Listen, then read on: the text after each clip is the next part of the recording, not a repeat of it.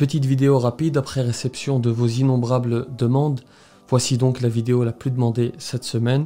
Je vous y explique comment accomplir les prières de Tarawih correctement à la maison, puisque le confinement nous y contraint. À tout de suite.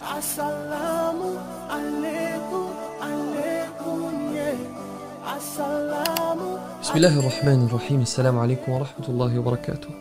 Sachez d'abord que les prières de Tarawih ne sont pas obligatoires, mais qu'elles permettent aux croyants qui les accomplissent d'obtenir des récompenses supplémentaires.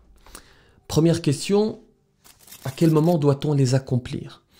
Al-Imam al-Nawawi dit à ce propos, et il est ainsi en accord avec les quatre écoles, avec quelques petites divergences, il dit « Yadkhulu waqtu tarawih bil-faraghi min salat al-isha wa yabqa ila tulu' al-fajr » On peut donc les faire à partir de la prière de l'Isha jusqu'au Fajr. Quelques définitions maintenant pour dissiper toutes les confusions. Trois choses. Qiyamul layl, c'est le fait de passer tout ou partie de la nuit en priant, récitant le Coran, évoquant le Créateur, lisant des hadiths, indépendamment de la période de l'année, pendant ou hors Ramadan. On qualifie cette prière de Qiyamul layl, que ce soit pendant le mois de Ramadan ou hors Ramadan.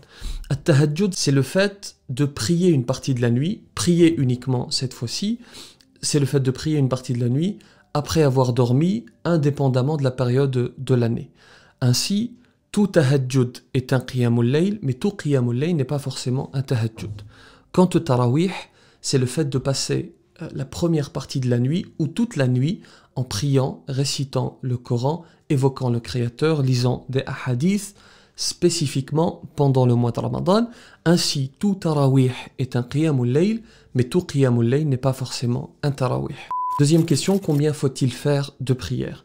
Il n'y a pas en réalité d'obligation à propos du nombre de prières. En revanche, à propos du type de prière, le prophète sallallahu alayhi wa sallam dit ceci: Salatul layli mathna mathna, fa idha khashiya ahadukum as-subha salla rak'atan wahidatan tu'tiru lahu ma qad salla.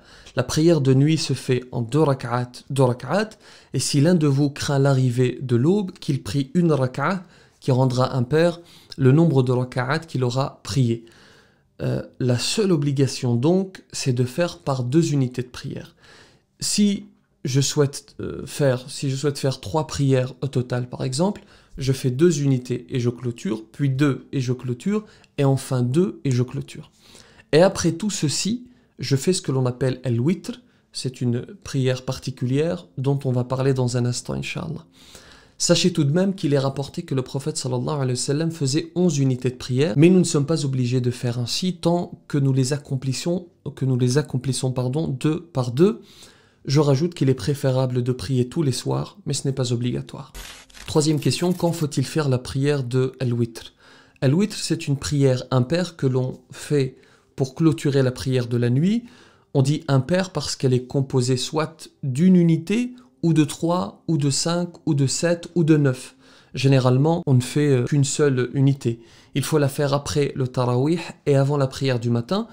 Et c'est une sunna mu'akkada, c'est-à-dire que le prophète sallallahu alayhi wa sallam l'a accomplie, mais elle n'est pas obligatoire. Vous avez deux solutions. Soit vous priez les tarawih après al-isha, vous clôturez par cette fameuse prière de l'witr, vous dormez, vous vous réveillez et vous priez salat al-fajr. Soit vous priez les tarawih après l'isha, vous dormez, vous vous réveillez avant salat al-fajr pour faire quelques prières, et ensuite vous clôturez par al-witr, et enfin vous priez salat al-fajr.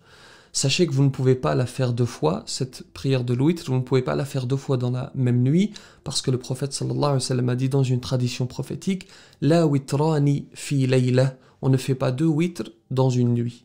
Quatrième question, que réciter? En fait, vous devez prier avec ce que vous connaissez du Coran. Il y a 4 choses à savoir. Il est recommandé, mais pas obligatoire, de clôturer le Coran. Vous pouvez tenir un mushaf, un livre, le Coran, pour lire pendant ces prières de tarawih surérogatoires. Troisième des choses, ne lisez pas en phonétique. Il vaut mieux lire les courtes sourates que vous connaissez, plutôt que de risquer de changer le sens des versets. Et je vous encourage par ailleurs à consacrer du temps à l'apprentissage de la langue arabe et de la récitation du Coran. Quatrième chose, vous pouvez réciter à voix haute ou à voix basse, au choix. Mais lorsque vous êtes en groupe, il vaut mieux le faire à voix haute pour faire profiter les autres si vous n'êtes pas seul. 5e question, comment se placer? Sachez d'abord que le prophète, paix sur lui, a dit ce qui s'affiche à l'écran à propos de celui qui doit diriger la prière. Ça, c'est la première des choses. La deuxième, c'est que le jeune homme non pubère peut tout à fait diriger cette prière puisqu'elle n'est pas une prière obligatoire. Quant au positionnement, je vous mets un lien dans la description qui vous explique cela. Dernière question, peut-on prier les tarawih avec l'imam lorsqu'il est en direct sur internet? La réponse est non, et si vous souhaitez plus de détails, j'ai réalisé une vidéo à ce propos qui est disponible. Bon, je vous laisse, j'ai promis à mon fils un bras de fer, et il pense gagner, le pauvre. Que la paix soit sur vous.